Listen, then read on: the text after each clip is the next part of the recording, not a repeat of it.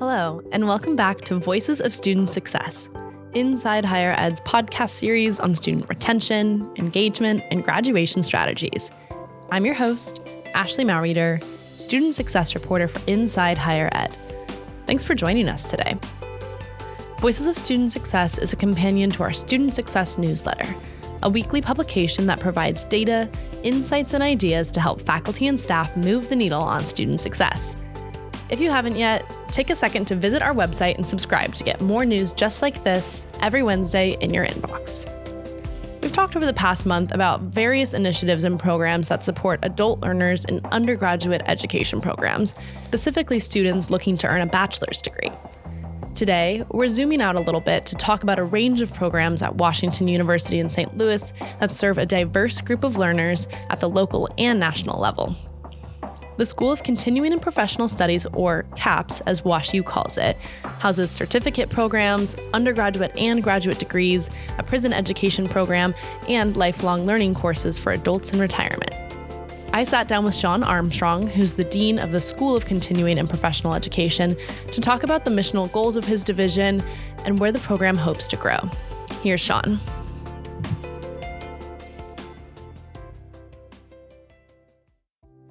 This episode is sponsored by Grammarly. Strong writing is the foundation of academic achievement, but students often struggle with clarity, structure, and confidence. With Grammarly, your students and faculty can access AI-powered writing assistance, helping them communicate more effectively, improve academic integrity, and enhance student success. Plus, seamless integration makes adoption effortless in your LMS and where students write. Visit grammarly.com/edu to learn more. Grammarly for education, built for institutions, loved by students. Sean, thank you so much for taking the time to chat with me. It's great to have you on the podcast. Thank you for having me. Pleasure to be here. My name is Sean Armstrong. I'm the Dean of the School of Continuing and Professional Studies at Washington University in St. Louis. So when we talk about the School of Continuing Studies, most people know WashU. It's a pretty well-known institution in the U.S., but what is this school and sort of what is the mission and some of the students that you're serving? Sure. I'm going to start with definitions first. Washington University in St. Louis we'll call WashU. Continuing Professional Studies we'll call CAPS. Non-traditional or adult learners we call modern learners here, those for whom school is not their only priority. And then non-credit, what is known as non-credit in the industry, we call professional credit because we don't like nons. I think calling anything a non is just a negative, and right. It seems to say it doesn't matter. So those are the terms that we use. The program itself is an opportunity for modern learners to access Washington University in a way that they may not have been able to access before. This school started out close to 100 years ago, and it was kind of a niche type of school, accessible to certain individuals, but not broadly accessible. So our goal is to make this school broadly accessible, and much of our programs are based on regional workforce needs, and of course, those who find themselves in the category of some college, no degree, and they would like to return and complete their degree. Yeah. Can you talk a little bit more about the students that enroll? That was several buckets, right? The people who have stopped out of college maybe and are trying to finish, people who are returning to higher education and looking to maybe reskill or upskill. But when it comes to the demographics or just the general trends that you see among the people who are enrolling in CAPS, like what does that look like? Yeah. So maybe over 80% of our students are employed full time. I think over 50% have multiple jobs. Over 90% have families, whether that means they have children or they're caring for an adult, a parent. Our age demographic, I would say 80% of our students fall in the 25 to 49 age range. We do have some that are younger, and of course we have some that are older, but they fall square in that range. And many of them are looking to find a way back because they want to advance or shift gears and enter another career. And of course, the bedrocks here in St. Louis are healthcare, emerging technologies like data, and leadership and management. Great. I like the focus that you placed on career. One, these students are already working, so they know what it's like to be in the workforce and to be employed compared to maybe some of our traditional undergraduate students. But two, they have a very clear career goal and they're looking to do something different with their lives. I wonder if you can talk about that paradigm where it's not that they need a job, it's that they want a different job or that they're looking to do something maybe tangential or in a higher role, or that sort of nuance there when it comes to employment for this population.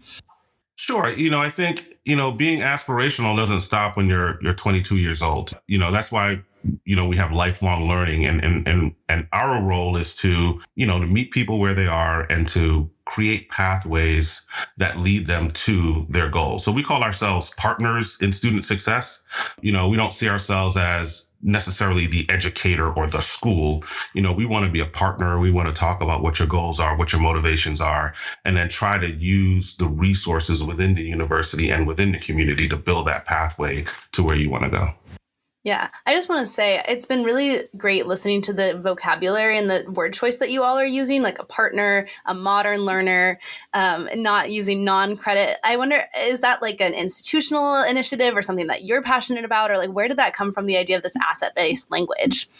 Yes, I am super passionate about it. I think the institution has adopted it as well. I can't say what the language was before I arrived, but I've been using a lot of it here. Yeah. And a lot of it has been to change the perception of the students who enroll within CAPS and the perception of the individuals in our community who are coming to us. I don't want anybody to be viewed in a negative light. Yeah. One, and I don't think there needs to be a comparison between learners, right? They're all learners. They all have aspirations and we're all here to support them. And so I kind of think of all of this as we are all in this. Yeah. I love that. Especially, I think there's a paradigm for an institution that's traditionally very selective for their undergraduate population, like WashU, and that CAPS might be less rigorous or less intense or like devolving the prestige of the institution, which we both know is not true. But I think it's great that you're being very intentional in uplifting students in that way and helping them realize that that's not true in their own sense.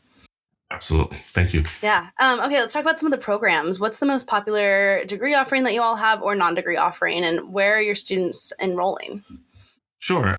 The Bachelor of Science in Integrated Studies is a degree program that has many different areas of study and certificate options. That is a popular program because we accept. So this is really dedicated as a some college, no degree type of program. We accept up to 85 credit hours, transfer credit hours in this program, which is super generous. Yeah. It's not something I want to change and hope I don't have to for various reasons, but it allows us to really be open to students. We talked about rigor. WashU is a writing school. It is a school that wants you to be able to communicate clearly, either through writing or speaking. And so our writing and communication courses, there is an assessment that we do to make sure that individuals, or really to see where individuals are, and then to help them build the skill to be able to be successful in our courses. So that's a really popular one. Our certificates, I try to put my finger on which ones, because I think our certificate enrollments have doubled in the last year, and we're trying to understand why. Our certificates serve two purposes. One, they're skill-based. So they're an opportunity for someone to learn a skill within a year and then have that credential and move on. But they're also stackable to a bachelor's degree. So if somebody has some college no degree, or maybe they have an AA degree, they want to earn their certificate because they're not feeling too confident about entering into a bachelor's degree program, this is a really good way for them to be able to do that. So we'll begin to uncover this year as to why that's so popular, but it's been going gangbusters. And then I have to tell you, our heart programs, that we call them, we market them as our community programs, but they're programs that are central to our heart. They're our prison education program, our English language program, our Masters of Arts in Teaching and Learning, and our OSHA Lifelong Learning Institute program. And so, the four of those are really community-based prison education.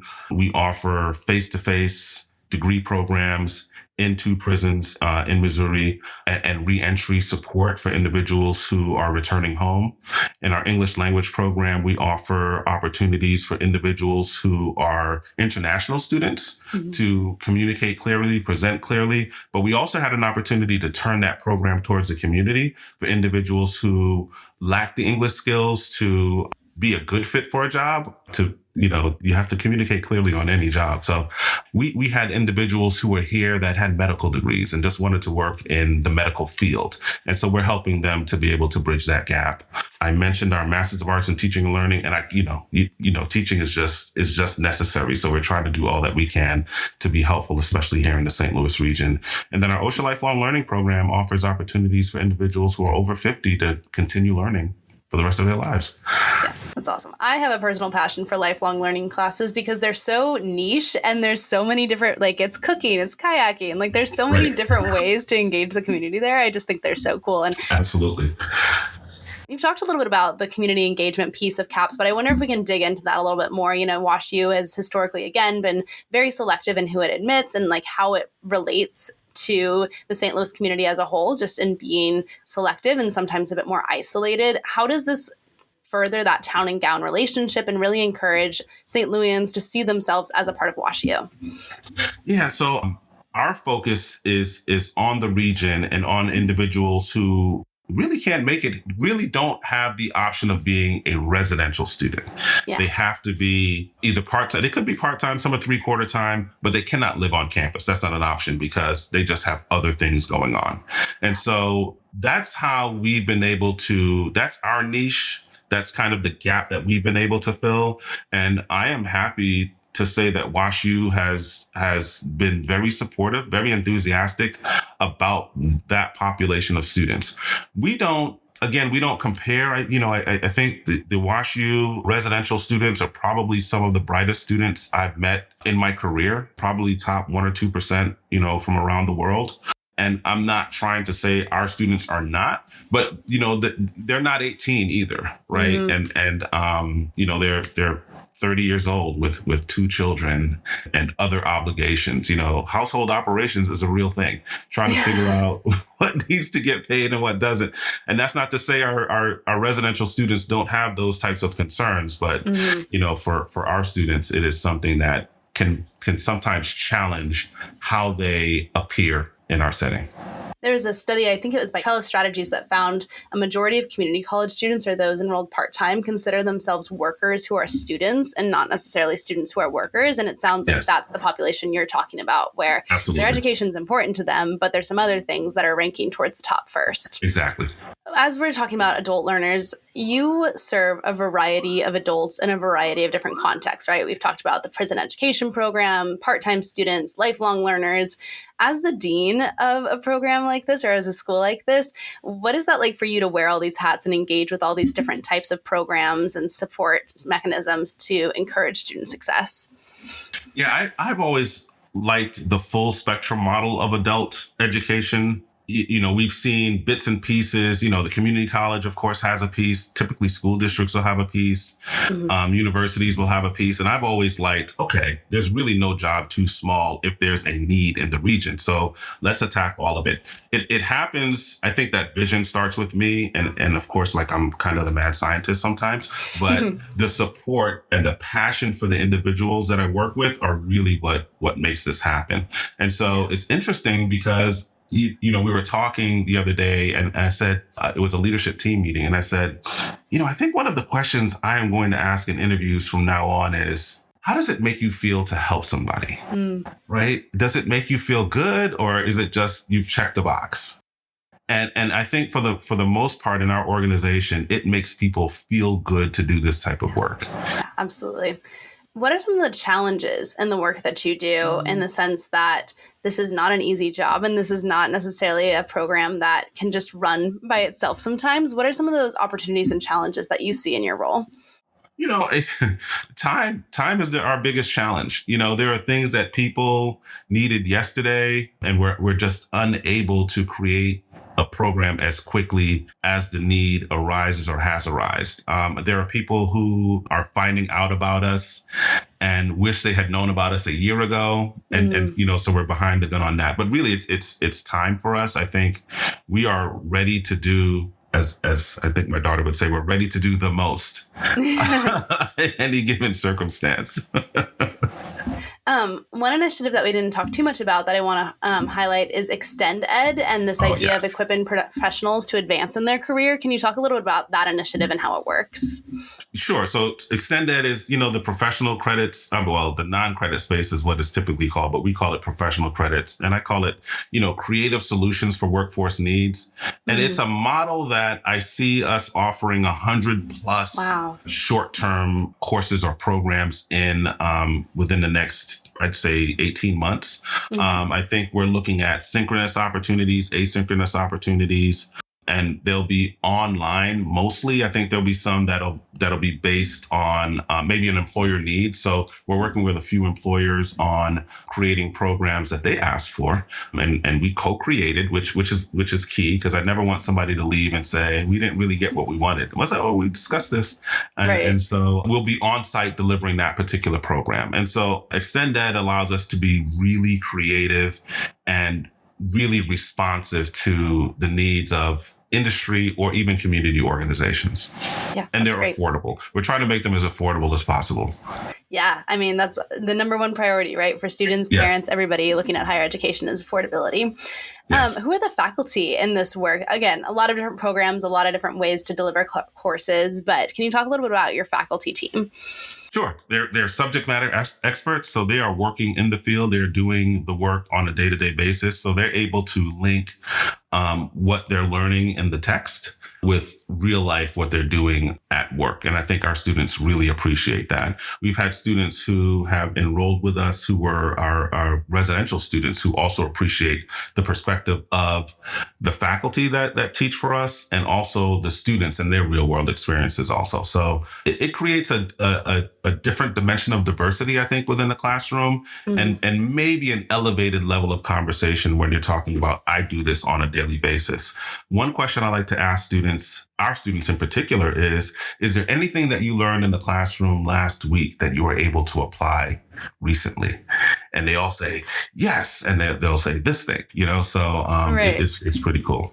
Yeah. Again, that focus on jobs and careers and how it can directly apply to the student's life and their next steps, literally. Yes. What's next for CAPS? What are some of your goals for this upcoming academic year? I mentioned one with Extend Ed. I think we want to deepen partnerships. Partnerships is kind of central to what I do. It's in my background, probably a really deep knowledge of how to create partnerships has been what my career has been all about for the past 25 years. And so I want to continue to do that in St. Louis. And then we always strive to improve student success and student service. So that's another area that we'd like to ensure that we keep top of mind. Yeah. Are your student support services similar to those for residential students, or how do they look different? It's slightly different. Our model is based on the coaching model. Okay. And so in that particular model, of course, there is more of the directive. Here are the courses that you will need to take in order to graduate. But, where the traditional student affairs or student support for a residential student would be based on a living and learning community, ours is more based on the how to. Right. And so our students are more confronted with, I don't know if this is the right time to go back, but I need to. And then there might be some imposter syndrome also. So we're focused on how to be successful. What was your motivation for doing all of this? And then reminding students of that motivation as we guide them along that path. Yeah. Well, adult education as a whole has really grown as a priority in higher education nationally, right? As we're seeing less traditional age students enrolling and more of a need to engage that stopped out, some college but no degree population. I wonder if you have any advice or insight for others who work in this space, either in higher education broadly or in continuing education spaces specifically, encouragement on how to do this work well, or like a lesson that you've learned doing this work. One lesson that I've learned is to talk to all of your surrounding organizations to understand what their role is in the space. Mm-hmm. When we talk some college, no degree, the first thing I say is there's no competition among us because that population is so large that if we ran at double our capacity, we wouldn't be able to meet the need. So it might be better for us to look at what we all are doing. And if we want to establish swim lanes, we can. If there are ways that we can collaborate, we should. And that would be the one advice that I'd give people who are, depending on the population. Some college no degree is definitely one of those, but really to partner with one another, collaborate on student success. Well, Sean, thank you so much for your time. It was great hearing from you. You're welcome. And a very big thank you to our listeners for joining us today for this episode of Voices of Student Success. We've got one final episode in this series on adult learners, and then I'm turning my focus to AI in higher education. I want to talk about the good, the scary, and the still to be discovered use cases. As always, if you think you've got a good story to tell, send me an email at ashley.maureader@insidehighered.com. But for now, that's all for this episode. I'm Ashley Maureader, and I'll see you real soon.